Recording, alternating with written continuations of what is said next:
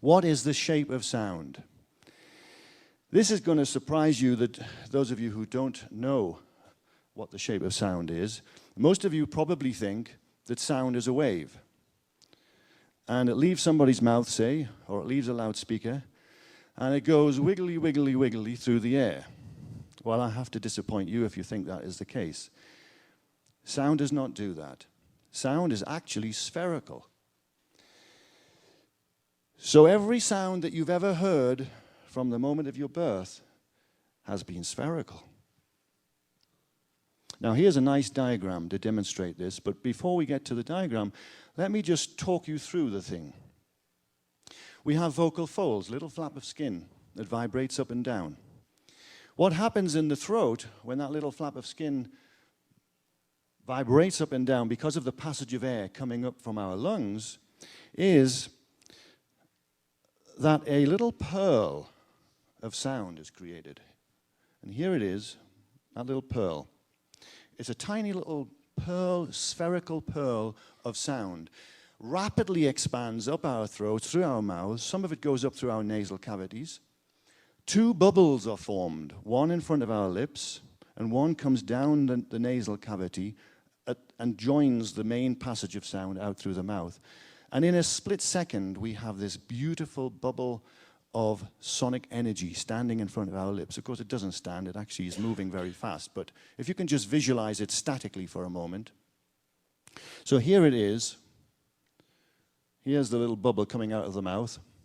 And on the surface of that bubble is a beautiful pattern. And that is the pattern that represents all the structure in your beautiful voice. And of course, as I said, it doesn't sit there. It rapidly expands away at round about 700 miles an hour. So it's quite hard to kind of visualize, but you can see here a very large sphere that's been drawn, just to give you the impression that it's moving away from the head. And there's a guy standing, blowing bubbles. And you can see straight away, I think you can see on that there's a lot of structure in the bubble.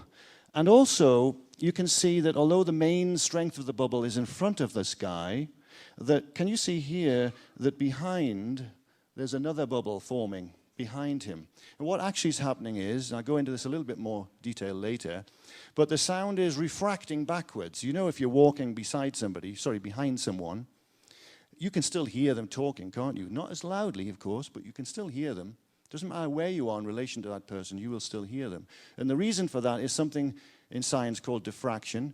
And it's simply the case that the molecules that are being jostled have reactions. They actually bounce backwards as well. A bit like a billiard table or a pool table. You strike the balls and they scatter, but you get reactions in different directions.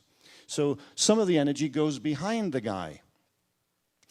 But what is absolutely true is that about a millisecond after the bubble leaves the mouth, if you were to look straight down, say on my head now, and if you could see this sound bubble, it would be totally spherical about my person. Equally behind, equally in front. However, if the energy in the bubble had color, let's say we attribute the color blue to it, then what you would see on the surface of the bubble in front of me would be quite a deep blue, but behind me it would be rather faint blue. So that's just to give you the illustration that there's more intensity in the direction of propagation than there is behind. So is that all fairly clear? I hope so. Anyway, moving on, we've done this little graphic to show that sound is, as I said, not a wave, but in fact a bubble. And all this is taking a slice through the sonic bubble here, and you'll see these rings. Well, what they are representing are the areas of high compression and low compression within the sonic bubble. So right in the center is meant to be the event, as it were, whatever the event is. It could be my voice, it could be a hand clap, it could be anything. But that's the event right in the center. And then it expands outward in this spherical way, creating areas of high pressure and low pressure. So these are areas where the molecules are all kind of bunched up together, and areas where they're slack, they're not bunched up, they're less compressed, let's say. You don't need to look at the top half, that's just a slice that we've taken off, but the top half would in fact look exactly the same as the bottom half. Now what's this wiggle in the middle?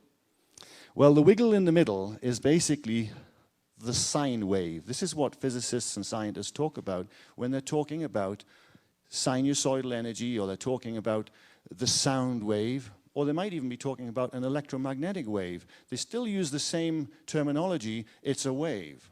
Well, it isn't a wave. What it is, this is a graph. It's a graph of the energy, of the law of the energy. Let me just explain a little bit more what I mean by that. So if this is the sound bubble at the bottom here, can you see, you might be able to see these little dotted lines going up. Say that one there, for example, if I can hold my head steady enough, that one there is coming right from the outside of the sphere where it's kind of really dark, meaning that the energy is really compressed in the bubble at that point.